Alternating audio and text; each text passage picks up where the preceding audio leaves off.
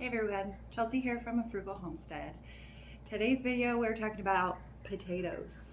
Now we live in Idaho, so we have a lot of potatoes, and we're constantly getting potatoes from neighbors and friends in our community, even the potatoes we grow ourselves. And we don't like potatoes that go to waste because we will use them. So today we're going to freeze dry some potatoes. We're going to freeze dry some roasted potatoes. And my hope is in future videos to do other ways that you can freeze dry and preserve your potatoes for later use during the months where you might not have potatoes, but also just for long-term storage. So today, let's roast some potatoes. So the first thing that we're gonna do is chop up some potatoes. Now I like to leave the skins on my potatoes. It just has a little bit more texture and a different flavor, but you most definitely could peel your potatoes and roast them without the peels. I chop mine into about 3 sections and then chop them in half. So we have about 1 inch to 1.5 inch pieces. And then as they get chopped, I then will toss them into a bowl to keep them out of my way. Now I'm gonna do a couple of sheet pans full of potatoes. So I'm gonna probably cut up about 10 to 15 potatoes for 1 sheet pan. And these are pretty standard sized potatoes. You can see here versus maybe this one. So this is a much bigger russet potato. This is a smaller russet, but that's what all these are. Now you can do the same thing for other types of potatoes. If you want to do a red potato or a Yukon Gold potato, this method will also work, but I just always seem to have a lot more russet potatoes because that's the type of potato we grow in the valley. Make sure you really wash your potatoes well. I would take a rag and kind of scrub the outsides if you are keeping the peel on, because you don't want dirt or anything like that to be left on your potatoes. So a lot of times the dirt will get stuck in these little crevices. So in scrubbing them, the dirt should come right off and you shouldn't have an issue. But if you leave that dirt, you have the possibility of having microorganisms or bacteria or things like that in your food, which isn't a big deal if you are going to cook and eat that.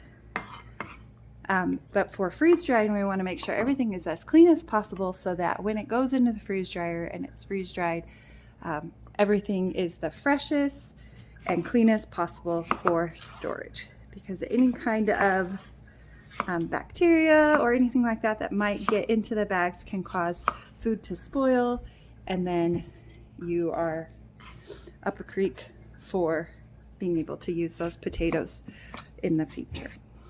All right, I'm gonna keep cutting and then we'll come back together. We got our potatoes all chopped up here. Now we're just gonna add a little bit of oil, and this oil will just help in the roasting process. And then some seasoning. I like some garlic salt on mine, and then kind of a steak burger sauce that I have, which is really kind of like a seasoning salt. And then I mix them. Now you can use other things, parsley, basil, thyme, whatever you want. But I'm just gonna partially season these because after freeze drying them and then reconstituting them, I will be cooking them in that process, and I can always add more seasonings if I feel like the flavors are off. So we have our cookie sheet here, and I'm just gonna line it with some foil. And this more is just to help with cleanup and removing the potatoes than anything. We're just gonna dump all those potatoes on here. Just kind of make a single layer of them as best we can. Okay, then we're gonna pop these in the oven on 400 for about 30 minutes until they're nice and roasted. All right, here are my roasted potatoes. They are nice and soft. You could par roast them, which means like half roast them, just like parboiling would be. But I went ahead and just did it like I normally do. And what I'm gonna do is transfer them from my cooking or baking sheet to my freeze dryer sheet. Now, some people might say, oh, just cook them on your freeze dryer sheet.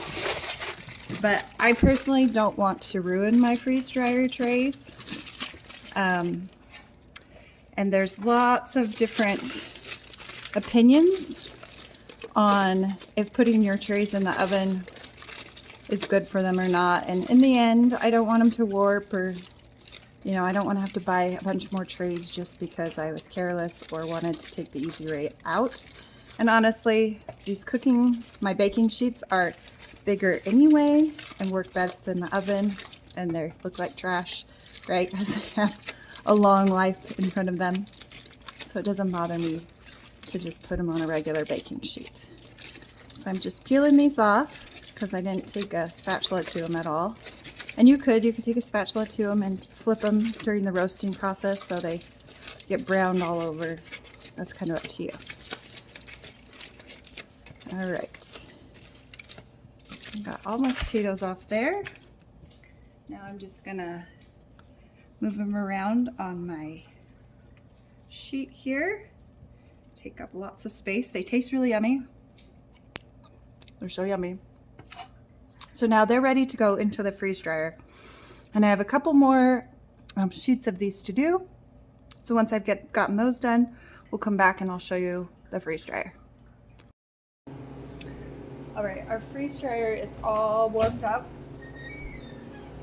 We're gonna add our roasted potatoes here. They look so good. Our freeze dryer is just set at the factory settings. And these potatoes will freeze dry until the freeze dryer says they're done. And then we'll pull them out and check them, and we'll see if they're done. If we're not, we'll run it a little bit longer. My guess is it's going to take us at least 24 hours, maybe 30 plus hours to get these freeze dried. All right, our potatoes are finally done. It took 48 hours to completely freeze dry these 3 types of potatoes. So I'm just opening up the drain valve here, and then we'll take our first look at them and see if they freeze dried completely like they needed to. If they didn't, we'll just put them back in for a few more hours of dry time. But let's see how it goes. All right, so our first tray on the top here is roasted potatoes. And those are really good. Can you hear me chewing? And they feel good. The second batch looks good as well. They're nice and crispy. You can see that. That's what you want.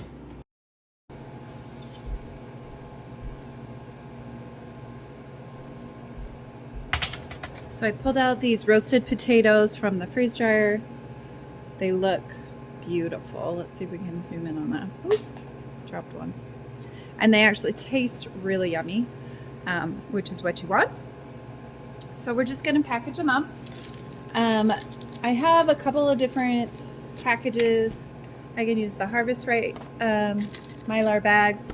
I can use these giant Mylar bags, or I can kind of use the small, medium-sized Mylar bag.